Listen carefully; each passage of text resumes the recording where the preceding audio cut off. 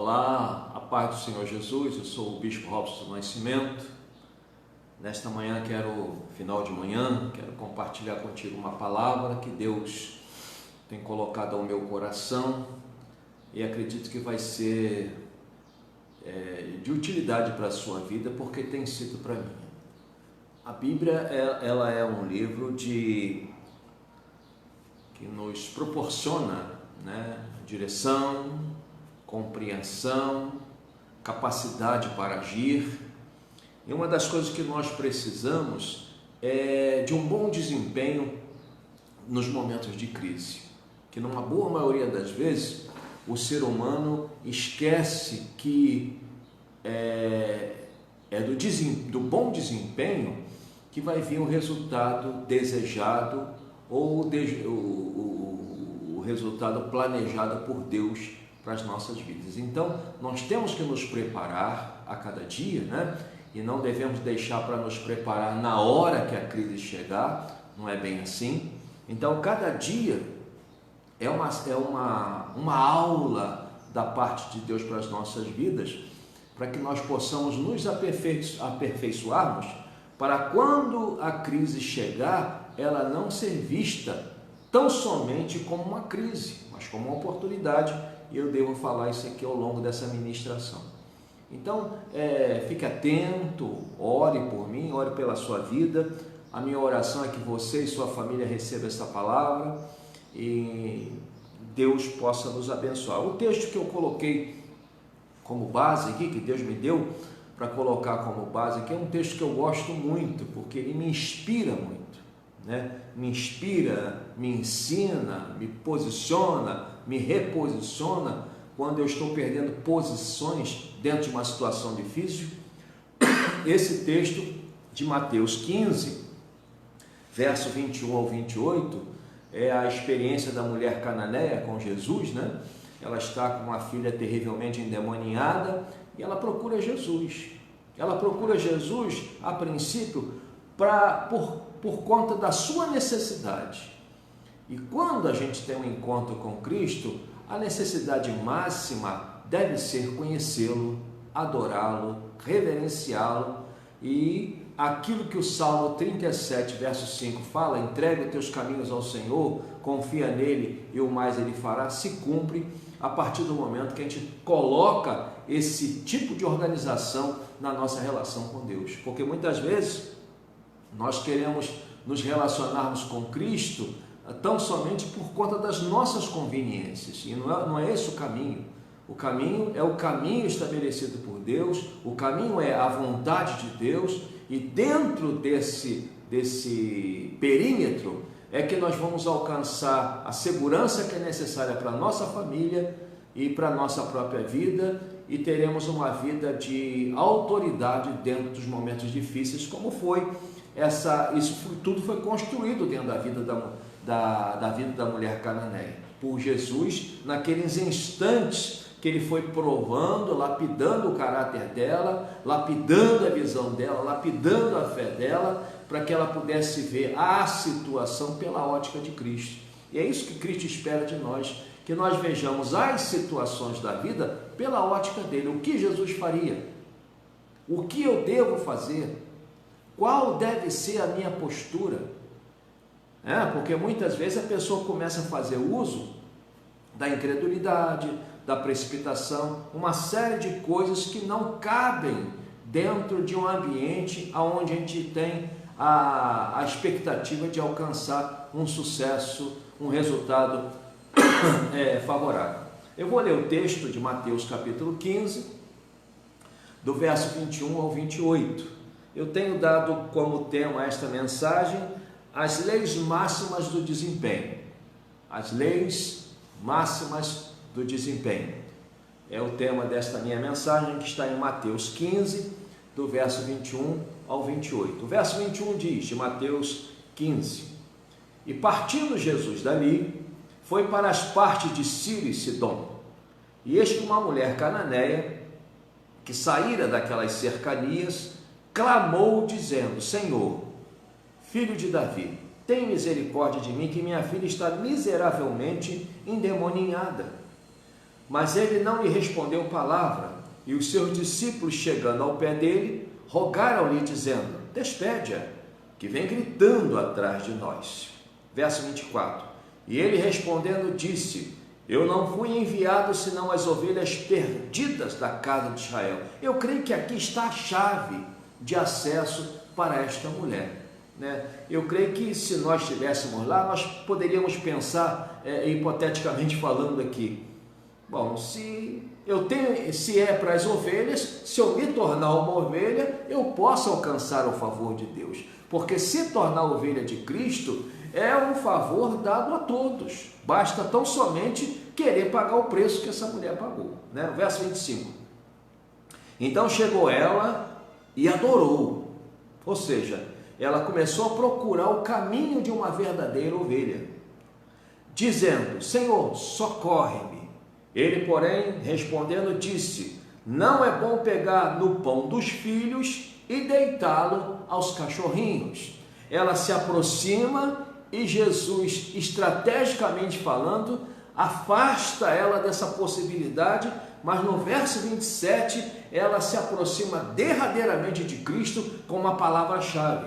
O verso 27 fala: e ela disse: sim, Senhor, mas também os cachorrinhos comem das migalhas que caem da mesa dos seus senhores. E foi a chave fundamental para que ela encontrasse o acesso que ela estava precisando.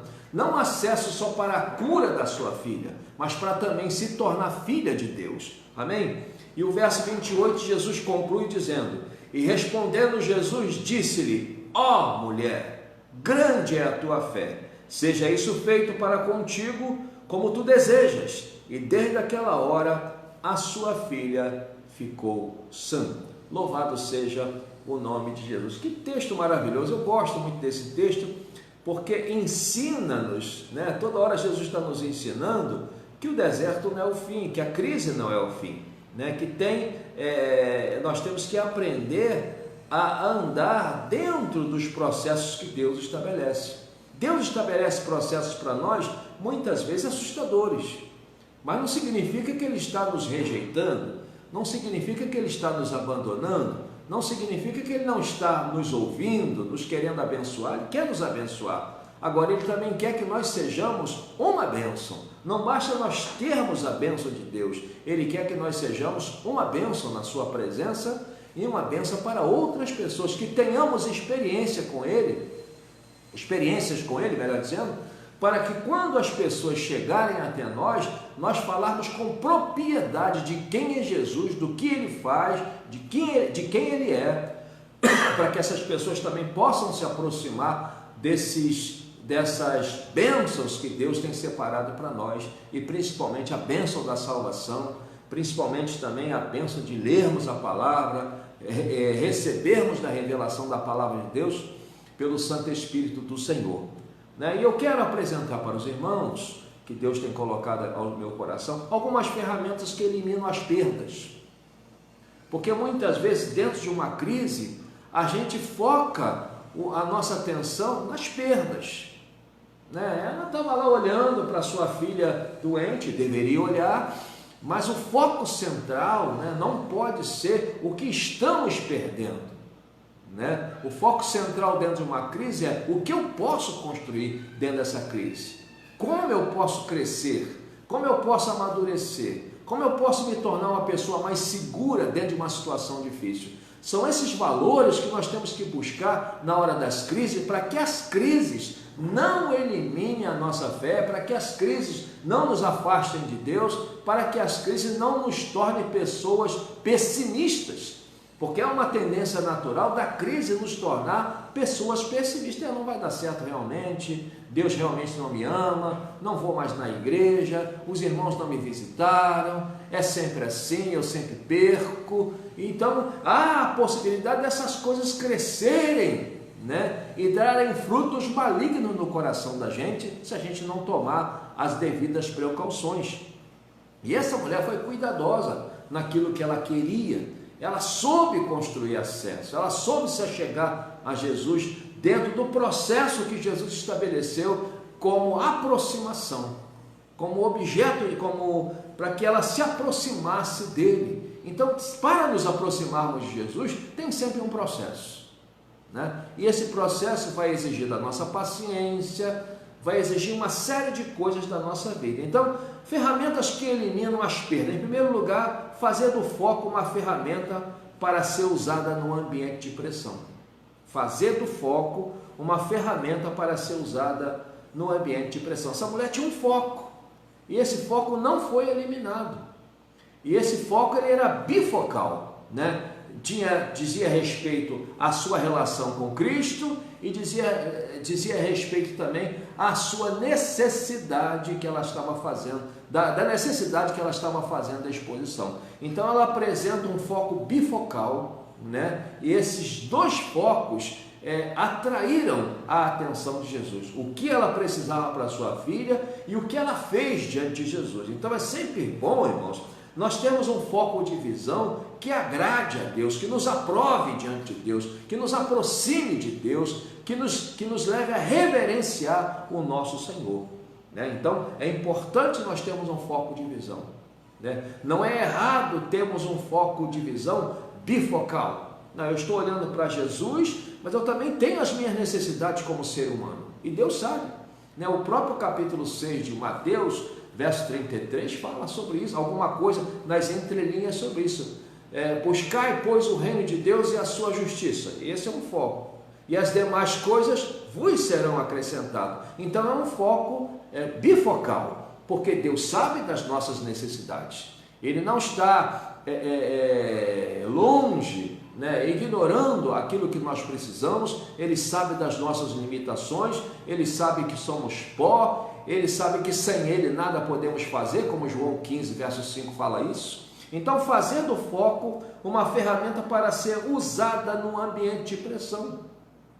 E hora após outra nós vamos enfrentar ambientes de pressão, né? E não podemos andar como uma pessoa qualquer. Nós temos que andar, eu sempre falo aqui na minha igreja, que a gente entra dentro das situações difíceis usando princípios.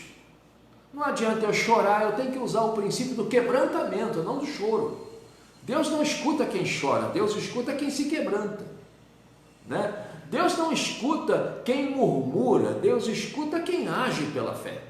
Então, se eu fizer o uso do princípio, dos princípios que são necessários dentro da situação de pressão que eu estou vivenciando, com certeza eu sairei com resultado e atuarei com o desempenho que é necessário dentro da situação. Amém? Então, a primeira coisa aqui, a primeira ferramenta que elimina as perdas é fazendo o foco uma ferramenta para ser usada dentro do ambiente de pressão. Você tem que ter um foco estável, um foco permanente. Essa mulher não desistiu do seu foco. Ela tanto adorava como pedia. Ela tanto adorava como fazia exposição da sua necessidade. Um foco bifocal, mas bipermanente. E é isso que Deus espera de nós. Amém, meus irmãos? Em segundo lugar, a segunda ferramenta que elimina as perdas é fazer uma boa apresentação da sua necessidade. Ela fez uma boa apresentação da sua necessidade, né? E isso muitas vezes leva tempo, isso muitas vezes vai exigir da nossa paciência, isso vai exigir da nossa compreensão, da nossa percepção do que Deus quer fazer, da forma como Deus quer agir na nossa vida. Então é necessário nós fazermos uma boa apresentação da nossa necessidade. Ela poderia chegar, olha lá, ó, minha filha está lá doente, o senhor está aqui passeando. Não, ela fez uma boa apresentação da sua necessidade. Quando eu olho para a vida de Bartimeu, eu também encontro esse mesmo desempenho. Ele fez uma boa apresentação da sua necessidade. Quando Jesus perguntou, o que queres que eu te faça? Que eu torne a ver. Eu tenho uma versão bíblica que fala que eu torne a ver. Ou seja, ele enxergava outrora e deixou de enxergar. Não foi uma cegueira de nascença, né? Então, fazer uma boa apresentação da minha necessidade. E qual o caminho, bispo? Quebrantamento, né? É bom nós nos quebrantarmos do Senhor, porque quando nós nos quebrantamos, a gente faz uma apresentação correta da nossa necessidade diante de Deus. Amém? É bom que nós pensemos, irmãos, que Deus age também por protocolos. Ele estabelece protocolos. Então, todo o processo que Deus estabelece para nos dar uma vitória tem um protocolo, não adianta. Deus é um Deus protocolar, Deus é um Deus processual, Deus é um Deus organizado e quer que sejamos organizados também dentro das nossas horas difíceis. Não é a hora difícil que vai ditar como nós vamos nos comportar, mas os princípios de Deus que devem estabelecer qual deve ser o nosso comportamento, qual deve ser o nosso desempenho, qual deve ser o nosso foco de visão dentro das situações da vida. Então, ferramentas que eliminam as perdas. Em terceiro lugar, expor as boas emoções e controlar as ruins. Expor as boas emoções, mas eu quero voltar aqui ao ponto anterior, fazer uma boa apresentação da sua necessidade. Quero falar também sobre Ana, desculpe. Enquanto Ana ficou discutindo com Penina, ela não conseguia fazer uma boa apresentação da sua necessidade a Deus. Nós precisamos entender que o nosso tempo nessa terra é precioso. Ele tem que ser usado para aquilo que edifica a nossa vida e nos aproxima de Deus. Ela tinha uma necessidade, ela não podia ter filhos e ela queria ser mãe. O seu marido tinha uma amante e tinha diversos filhos, e essa amante vivia a escarnecer de Ana e Ana ficava batendo boca com ela. Isso não estava resolvendo. Até que Ana teve uma percepção, entrou no templo, adorou a Deus, e a partir daquela nova atitude, daquela correta atitude, daquela apresentação correta da sua necessidade, nasceu Samuel e muitos outros filhos. Então, o que Deus espera de nós em momentos de crise é que nós estejamos aplicando essas leis máximas do desempenho, Fazer uma boa apresentação da sua necessidade diante de Deus. É isso que você tem que fazer. Mas, bispo, como é que eu faço? Vai orando, vai lendo a Bíblia, vai chorando aos pés do Senhor, vai se quebrantando, vai mostrando as tuas fraquezas, as tuas dificuldades, e essa boa apresentação ela vai fluindo automaticamente dentro dessa ambiência. Amém? Não tem nada de, não, vou ter que fazer um tracinho aqui, não tem nada, não, é quebrantamento. Foi o que a mulher cananeia fez. Ela foi se quebrantando diante de Jesus, e aquele quebrantamento foi fazendo uma boa apresentação da sua necessidade diante de Deus. E deixando marcas.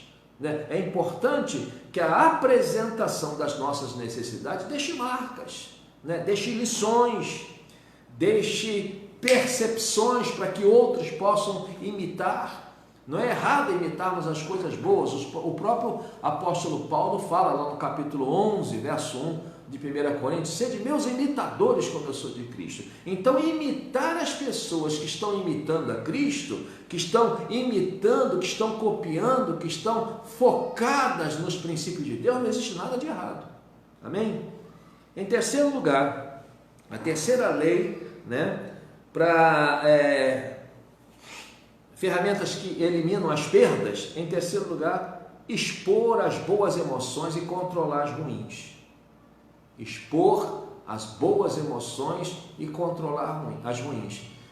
As emoções ruins, o ira, fúria, só vai nos levar para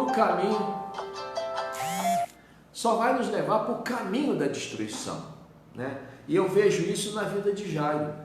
Eu gosto muito do texto de Marcos, capítulo 5, a partir do verso 21, onde Jairo entra em cena pedindo socorro de Jesus.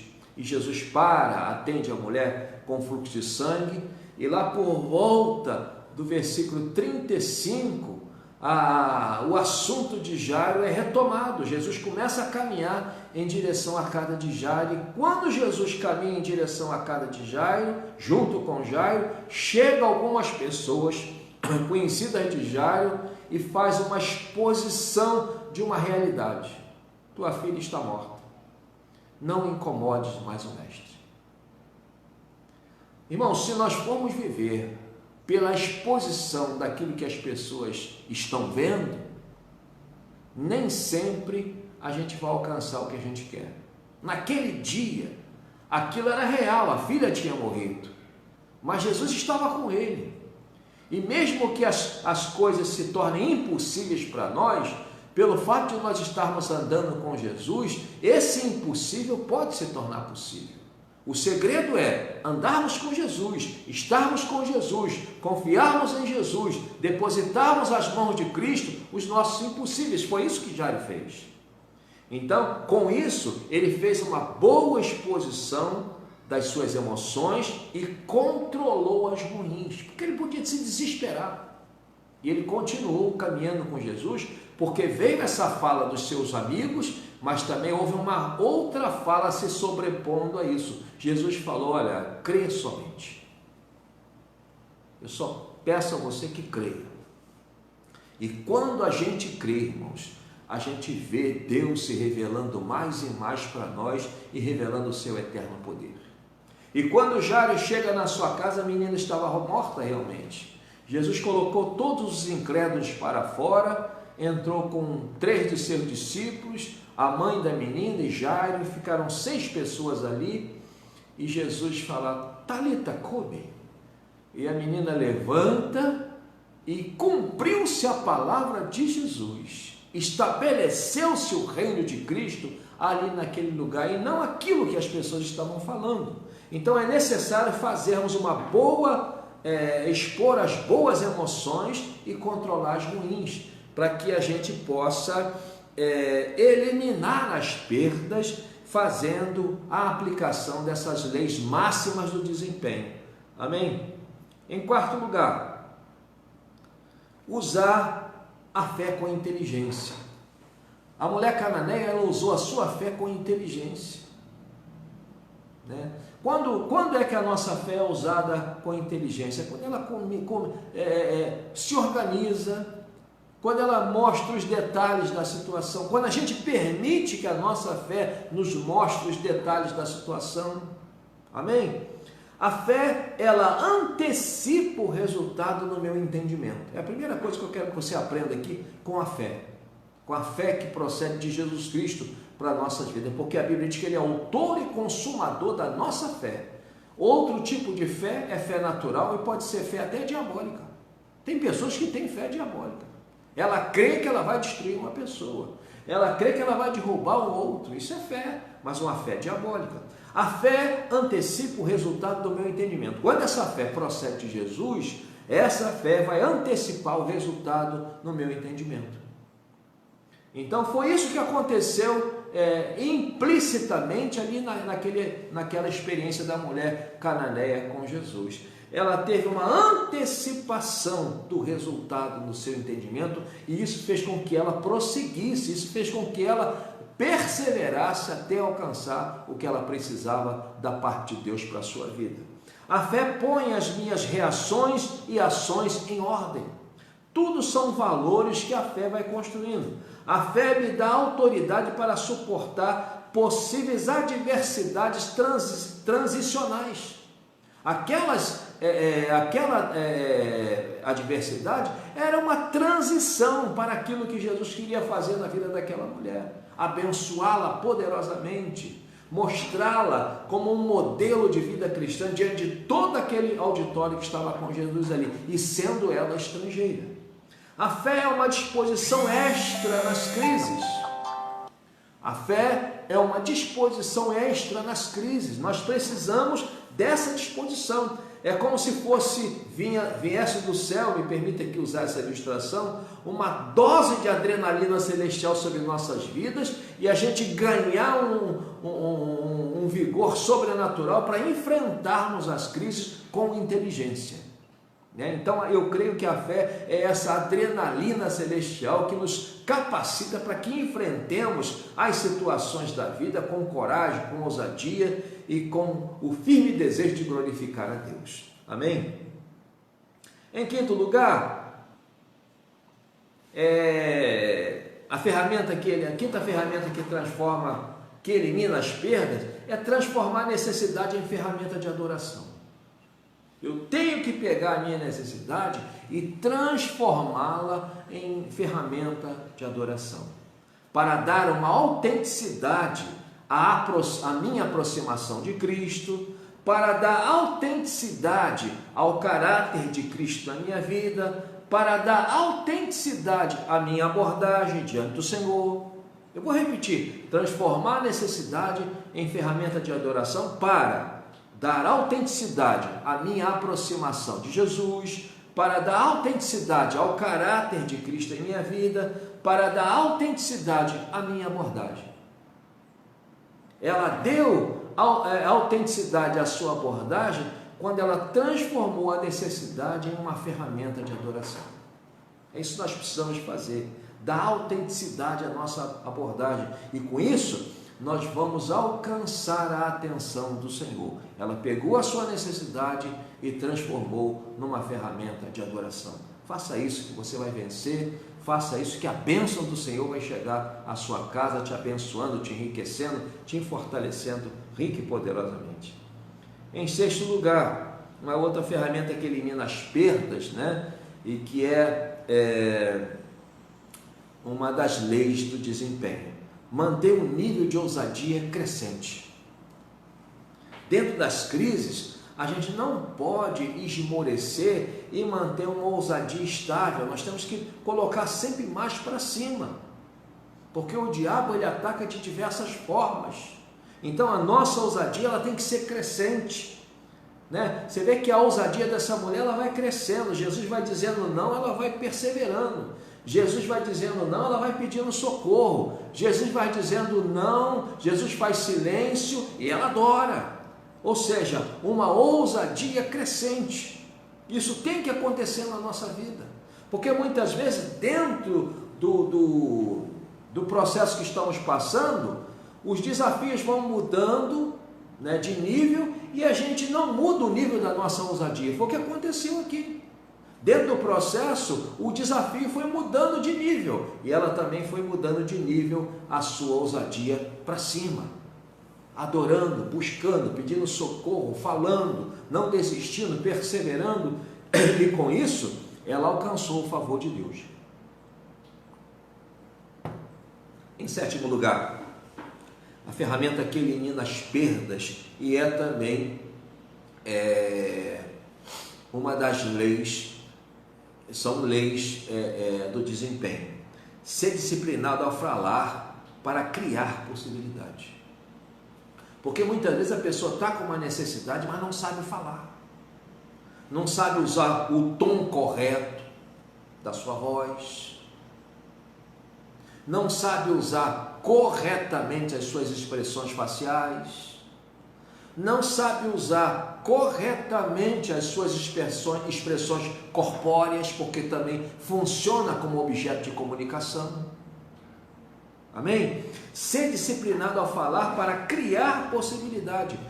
A tua linguagem dentro de uma necessidade diante de Deus tem que ser uma linguagem atraente. E foi isso que essa mulher fez. Ela fez uso de uma linguagem atraente. E isso atraiu a atenção de Jesus para dentro da sua necessidade. Use uma linguagem atraente. E como é que isso funciona? Funciona por conta da sua simplicidade, da sua humildade, vai te posicionando para que você possa alcançar o favor de Deus. Dentro de uma conversação, primeiro aparece quem está falando, né? Quem está falando? Quem está falando? Em segundo lugar, aparece como está falando. Em terceiro lugar, aparece para quem está falando. Em primeiro lugar, quem está falando, como está falando e para quem está falando. Como essa mulher estava falando? Com espírito de adoradora. Como ela estava falando? Com brandura. Para quem ela estava falando? Para quem poderia resolver aquela sua crise? Jesus de Nazaré. É muito importante a gente ser disciplinado ao falar para criar um ambiente de possibilidade. Então é necessário que nós façamos uso de uma linguagem atraente, que vá realmente atrair Cristo para dentro da nossa causa. Amém? Em oitavo lugar, né, a ferramenta que elimina as perdas e também é uma das leis do desempenho. Fazer da possível ofensa um canal de acesso. fazer da possível ofensa um canal de acesso. Foi isso que ela fez. Ela pegou tudo aquilo que parecia uma ofensa e transformou num canal de acesso. Eu tive uma experiência com a minha mãe, eu e minha irmã. A minha mãe já estava com Alzheimer e nós fomos levá-la ao psiquiatra. E quando chegamos no psiquiatra, era um hospital do governo, do estado, para os funcionários públicos, minha mãe era funcionária pública, e quando chegamos lá, a psiquiatra endemoniada, soltando fagulha de fogo para tudo quanto é lado, ofendendo todo mundo, com uma linguagem ofensiva com todo mundo. Aí eu e minha irmã começamos a orar, do lado de fora do consultório, e as pessoas entravam lá, saíam apavoradas. Então, aquilo que no primeiro momento parecia um ambiente de ofensa, onde nós não sairíamos com o nosso resultado, mas a partir do momento que nós começamos a invocar no nosso coração, não a orar em voz alta, que nós poderíamos causar um escândalo ali para as pessoas que estavam ali. Não é na igreja, ninguém pediu a gente para orar, então a gente tem que saber o momento certo de tudo na vida. A gente pode ficar em espírito de oração sem abrir a boca e mudar o ambiente. Foi isso que nós fizemos. E quando nós entramos, a mulher partiu para o ataque, começou a ofender, começou a falar alto, e nós falamos para ela: a senhora tem toda a razão, é verdade, não acusamos ninguém, mas fomos usando de brandura, nós fizemos silêncio, nós fomos humildes, nós fomos pessoas que fomos nos rendendo ao que ela estava falando estrategicamente, e não levou muito tempo, aquela mulher se tornou um doce dentro daquele consultório, porque quando a gente faz uso da possível ofensa, quando a gente pega a possível ofensa, a gente pode transformar essa possível ofensa num canal de acesso. E nós tivemos acesso àquela mulher e ela nos atendeu muito bem, nós saímos dali satisfeitos naquele momento com o que era necessário para minha mãe. Amém? Então é necessário fazer da possível ofensa um canal de acesso. Usa de humildade, faça silêncio quando necessário, e aí você vai construir um canal de acesso. Foi isso que essa mulher fez. Ela sabia os intervalos do processo. Ela sabia a importância de cada degrau dentro daquele processo que Jesus estabeleceu para ela. Só Jesus conhece o nosso coração, e por conhecer o nosso coração, Ele estabelece processos para curar o nosso coração. Tinha alguma coisa no coração daquela mulher que atraía os demônios para a casa dela, e Jesus sabia disso e usou de um processo medicamentoso no sentido espiritual da palavra, e curou aquela mulher e afirmou para aquela mulher: a partir de agora não tem mais demônio nenhum na tua casa, a tua filha está curada, usando aqui minhas palavras. E para eu encerrar aqui, eu quero compartilhar contigo, ainda dentro desse texto de Mateus 15, do verso 21 ao 28, algumas verdades que eu aprendo, né? Algumas verdades dentro do desempenho. A primeira delas é: se eu quero ter um bom desempenho, a precipitação ela pode potencializar a crise. Então, para que eu tenha um bom desempenho, eu não posso fazer uso da precipitação, porque a precipitação ela potencializa a crise, ela deixa a crise ainda num estado pior. Amém? Então, um desses casos que a gente vê de pessoas precipitadas e que potencializou a crise foi Jonas. Ele se precipitou quando? Quando ele achou que poderia fugir da presença de Deus, indo para Tarsis. Deus mandara ele ir para Nínive, para se tornar missionário dentro daquela cidade sanguinária. A gente sabe que é difícil uma missão desse nível, mas quando Deus manda, os perigos se rendem. Quando Deus manda, os muros caem.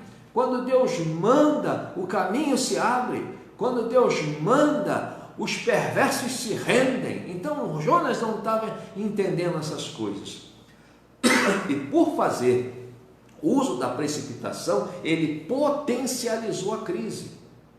Estava fugindo, o mar ficou bravio, o navio que ele estava ficou agitado de um lado para o outro, e jogaram ele dentro do mar, que ele mesmo pediu, ele foi parar no fundo do mar, né, dentro de um peixe, sem possibilidade alguma de resgate, mas o Deus Todo-Poderoso, né, tirou aquele espírito de precipitação do coração de Jonas, e Jonas começou a buscar ao Senhor, e ali ele teve o desempenho que era necessário para emergir de dentro daquela situação e fazer a obra que Deus colocara em suas mãos. Um outro caso de precipitação que potencializou a crise foi Moisés, né? Ainda ele estava 40 anos dentro do palácio, aprendendo sobre lógica, aprendendo sobre racionalidade, aprendendo sobre vida militar,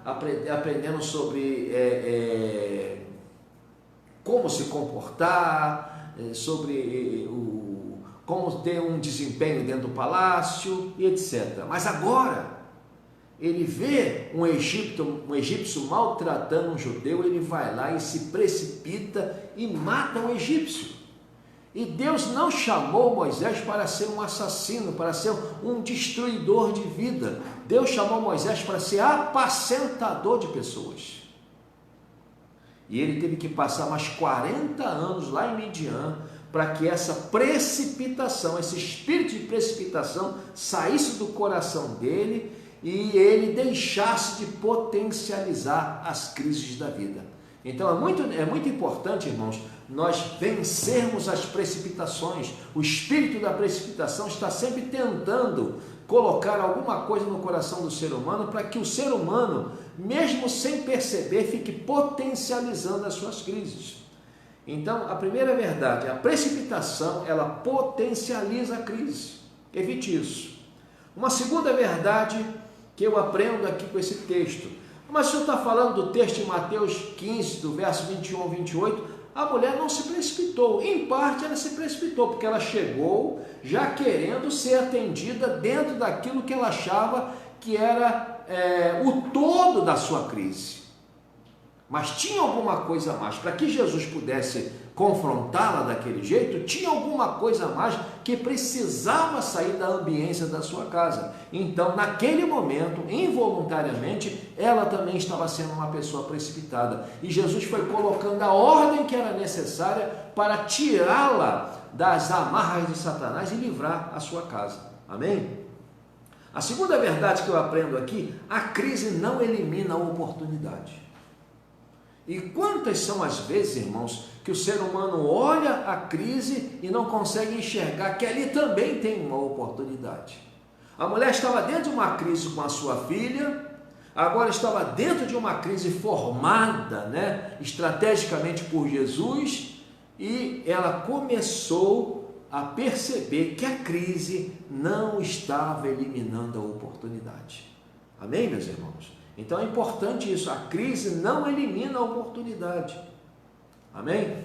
Eu quero contar uma experiência que eu estive conversando com um bispo amigo, Bispo Antônio. Terça-feira nós fomos à casa dele, comemos um peixinho lá em Sepetiba, e ele me contou uma experiência muito interessante. Um irmão construiu uma igreja, acho que de grande porte, e ele percebeu que tinha um problema, não tinha estacionamento. E aonde ele poderia construir o estacionamento, tinha um morro, um pequeno outeiro. E ele chegou-se para a igreja, esse pastor da igreja chegou para a igreja e falou: olha, vamos orar, porque a fé remove montanhas. E crente às vezes não acredita nisso, né? E foram orar. E oravam para Deus remover aquele monte, e tinha gente que ia lá na porta olhar para ver se o monte tinha saído. Deus, irmãos, Ele pode não fazer o milagre do teu jeito, mas Ele tem sempre um jeito para fazer milagre. Amém? Ele tem sempre um jeito para fazer milagre, pode não ser do seu jeito, e numa boa maioria das vezes não é do nosso jeito, mas Ele sempre faz milagre. E eles oraram, e o monte ficou lá, o morro ficou lá e não saía. E tinha pessoas que já estavam um tanto quanto angustiadas, estava chegando o dia da inauguração da igreja. Até que em um desses dias, um irmão da igreja chegou-se para ele: tem um senhor aí querendo falar com o senhor, pastor. Já estou indo, manda entrar, ou já estou indo. E atendeu aquele homem se identificou como engenheiro, que estava fazendo uma obra próxima ali à igreja, e que estava com uma grande dificuldade. Ele estava precisando de aterro, e ele viu aquele morro ali dentro da igreja, e queria comprar a terra daquele morro, para aterrar lá onde ele estava fazendo a sua grande obra também. E ele comprou aquela terra, encostou vários caminhões, máquina, toda uma estrutura para que aquilo fosse rápido, e ele tirou toda aquela terra que estava ali, fez uma terraplanagem com suas máquinas, colocou asfalto, ficou tudo preparado, aquele lugar ficou preparado para receber os carros que viriam na inauguração da igreja. Então Deus não fez um milagre do jeito que eles imaginaram, mas o milagre aconteceu, o morro foi removido de alguma forma. Então, a crise não elimina a oportunidade. Tive uma crise, o morro estava ali, estava chegando o dia de inaugurar a igreja, mas isso não eliminou a oportunidade. Pense nisso. Deus não é um Deus carrasco, Ele permite que você entre dentro de uma crise, mas Ele jamais vai eliminar a oportunidade. A gente vê isso na vida de Sansão. Sansão procurou uma crise para a sua vida, e Deus foi permitindo. Quando ele estava sem a sua visão, sendo objeto, canção de motejo dos inimigos, mesmo assim, a oportunidade estava ali. E ele pediu a Deus, que devolvesse as suas forças para que ele pudesse destruir os seus inimigos, e assim foi, porque Deus sempre deixa uma oportunidade presente na vida de todos. Seja assassino, seja prostituta, seja homossexual, seja ladrão, seja quem quer que seja, ele sempre deixa uma oportunidade, até o último momento da vida da pessoa. Então, a gente vê lá que o estacionamento foi construído, o pastor não gastou um tostão, ainda recebeu dinheiro, porque aquele engenheiro ainda pagou ele para levar o barro, fez uma terraplanagem, colocou asfalto, ainda recebeu dinheiro, porque Deus sempre faz infinitamente mais de tudo aquilo que pedimos ou pensamos. Amém, meus irmãos? Louvado seja o nome de Jesus.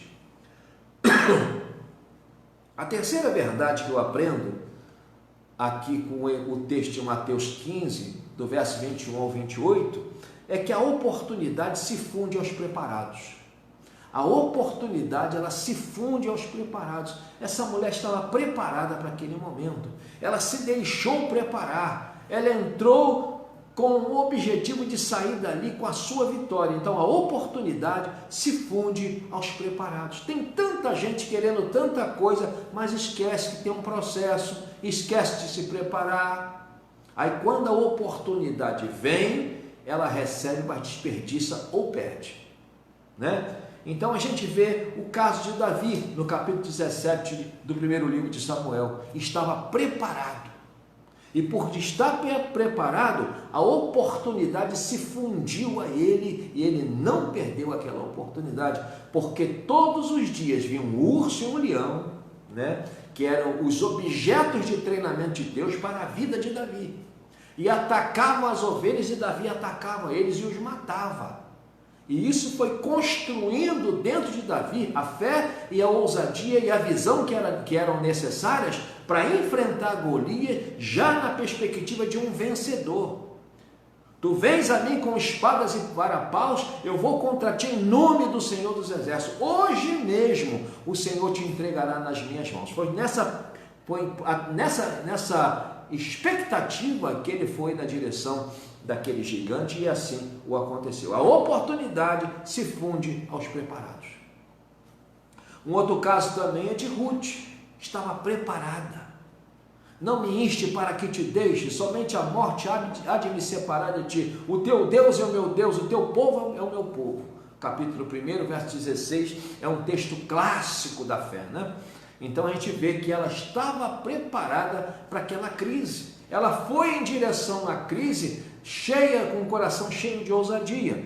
Um outro caso é uma mulher que não fala, mas age, que é Joquebede.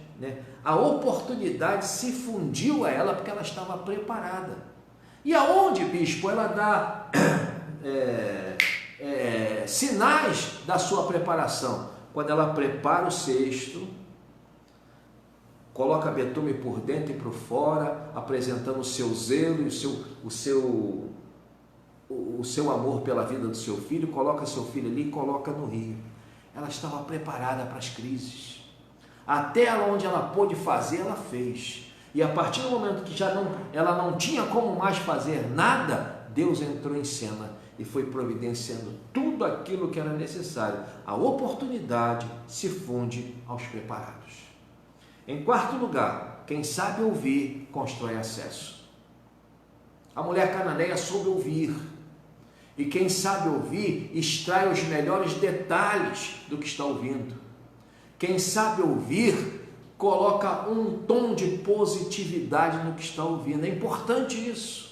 Muitas vezes você vai ouvir uma ofensa, literalmente. Nossa, a pessoa está um pouco nervosa, eu acredito que ela não é bem assim, eu vou orar por ela, ainda que ela seja uma pessoa ruim, Deus a ama. A gente olhar a vida por essa perspectiva. Quem sabe ouvir, constrói acesso. Uma outra experiência também é da mulher com fluxo de sangue. Olha o que diz o capítulo 5, verso 27 de Marcos. Ouvindo falar de Jesus, veio por detrás entre a multidão e tocou na sua veste. Mas o princípio foi ouvir. Ouvir, assimilar e construir um sistema de crença dentro dela para que ela pudesse colocar em prática a sua fé. Então, quem sabe ouvir, constrói acesso. A mulher tocou em Jesus, a mulher com fluxo de sangue, tocou em Jesus porque soube ouvir. A mulher cananeia tocou no coração de Jesus e saiu abençoada, saiu com a sua necessidade resolvida porque soube ouvir. No capítulo 30 do primeiro livro de Samuel, no verso 8, olha o que diz. Então consultou Davi ao Senhor, dizendo, perseguirei eu a esta tropa?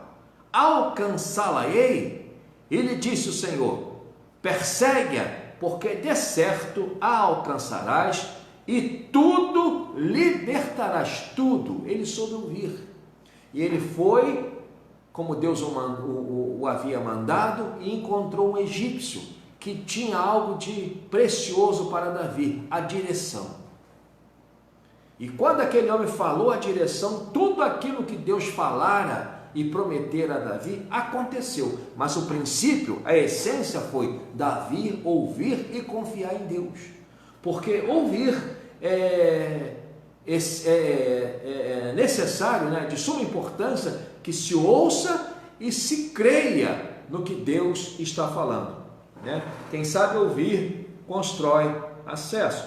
Em quinto e último lugar, a adoração é o melhor recurso para organizar a nossa percepção.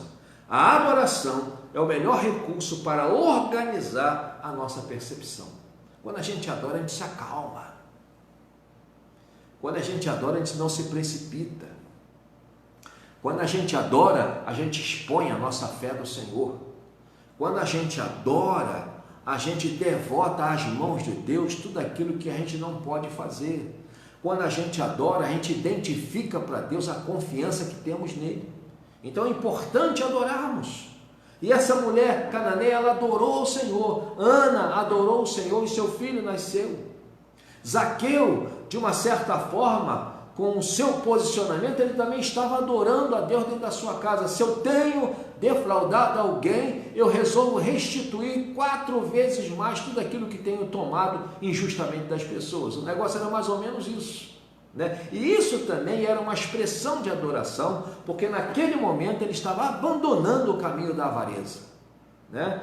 Por outro lado também Jonas, né? No capítulo 2, ele está com uma outra postura, ele está adorando, né? Então, quando ele adora, a sua percepção foi organizada. Ele pôde entender a missão, pôde entender o desejo do Senhor da missão, e ele pôde entender a sua participação na missão. É sempre assim, irmão. Quando a gente adora, Deus vai organizando a nossa percepção. Eu gostaria que você ficasse com essa palavra, que Deus em Cristo Jesus te abençoe e te guarde, te dê a paz e que possa fazer resplandecer o rosto dele sobre tua vida, sobre sua família. Eu sou o Bispo Robson Nascimento, aqui da Igreja Evangélica Ágape, em Nova Iguaçu, Rio de Janeiro. Nós estamos aqui no bairro de Andrade de Araújo, na Rua Manuel Augusto 75. Rua Manuel Augusto 75, Andrade de Araújo, Igreja Evangélica Ágape. Eu sou o Bispo Robson Nascimento. Nós estamos tendo culto às quartas-feiras, 19h30, culto da Conquista, e estamos tendo culto aos domingos à noite, o culto de adoração ao Senhor, às 19 horas. Dentro desse momento de pandemia, nós estamos fazendo cultos só esses dias. Mas se você precisar, ligue para nós. Meu número é 021 979 38 1103. 021 979 38 1103. Amém? Deus abençoe a todos. A paz do Senhor Jesus.